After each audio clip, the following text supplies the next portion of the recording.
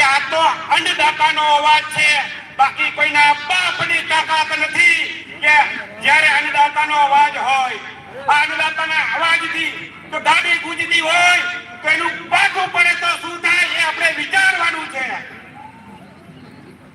આજના આ શુભ દિવસે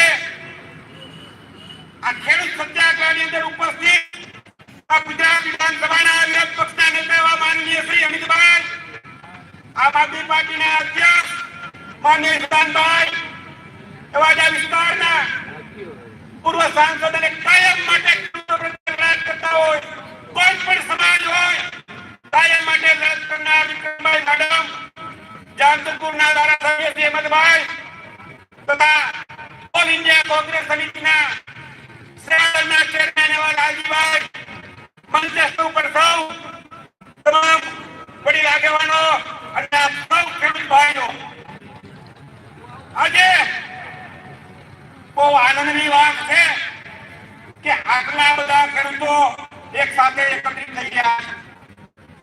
હમણાં જીતુભાઈએ વાત કરી હતી હવે દેખાય છે કે ખેડૂતો જાગૃત થયા છે, પણ મારું કેવું છે ખેડૂતો ત્યારે જાગૃત થશે કે જ્યારે ખેડૂતના માલનો ભાવ નક્કી કરશે, બજેટને ત્યારે ખેડૂત જાગૃતતા લાવી દેખાશે. આજે આપણે સૌ જાણીએ છીએ કે આપણો દેશ એક કૃષિ દેશ છે. દેશના 70% લોકો ખેતી કરી ગુજરાન ચલાવે છે. ત્યારે આપણે ખેડૂતને અન્નદાતા કહીએ છીએ, પરંતુ આ શાસનની અંદર આજે ખેડૂતને આત્મહત્યા કરવી પડે એ પરિસ્થિતિનું નિર્માણ થયું. જવાબદાર શાસનના અધિકારો છે, ચૂંટાયેલા અધિકારીઓ, પદાધિકારીઓ છે, તેઓને ખબર નથી કે આજે આ ખેડૂતની શું વેદના છે. એટલા માટે ખેડૂતને આજે સત્યાગ્રહમાં જોડાવું પડ્યું છે. પાછા તો કે છે ખેડૂતો જલસા કરે છે, કોક ખેડૂતે આપઘાત કર્યો હોય તો કે એના કમોતે એના મોતે મરે છે.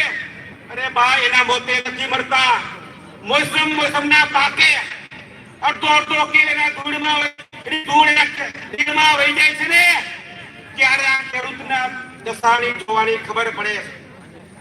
આવી અનેક પ્રકારની સમસ્યાઓ છે. આપણને બધાને ખબર કે આ ખેડૂતની દશા કેવી રીતે આટલી બધી થઈ છે કે જમીન માપણીનો પ્રશ્ન છે જે પાલભાઈ લઈને નીકળ્યા છે. આ જમીન માપણીમાં અનેક પ્રકારની ગોટાળાઓ છે, અનેક પ્રકારની કૃતિઓ છે. જેવા કોઈના 2 ગુઠા ગયા, કોઈના 4 ગુઠા ગયા, કોઈના 2 વીઘા ગયા. મારી જમીન તમારા ખાતે થઈ, તમારી મારા ખાતે થઈ, કોઈના 7-12 માંથી ડામ પણ કમી થઈ ગયા. અનેક પ્રકારની સમસ્યાઓ છે. આજે પંચાયતથી માંડીને પાર્લામેન્ટ સુધીની સત્તા ભાજપના હાથમાં છે. તમામ જિલ્લા પંચાયત સદસ્યો છે. આપણા જિલ્લાની વાત કરીએ દેવભૂમિ, દ્વારકા અને જામનગરની, તો બધા જ ધારાસભ્યો ભાજપના છે. એકાદ આપણે અહેમદભાઈ સિવાય બાદ કરતા તો કોઈ પણ નેતાએ વિધાનસભાની અંદર કે લોકસભાની અંદર આ જમીન માપણીનો પ્રશ્ન રજૂઆત નથી કરી. છેલ્લે મને કે છે આપણા પૂર્વ સાંસદ અને વિક્રમભાઈએ વિધાનસભાની અંદર રજૂઆત કરી હતી અને અહેમદભાઈએ પણ રજૂઆત કરી હતી.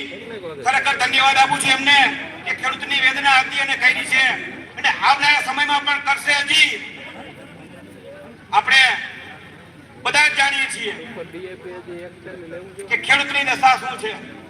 આપણે બધાએ જાગૃતતા લાવવાની છે, જાગૃત થઈને બહાર નીકળવાનું છે કે જે રીતે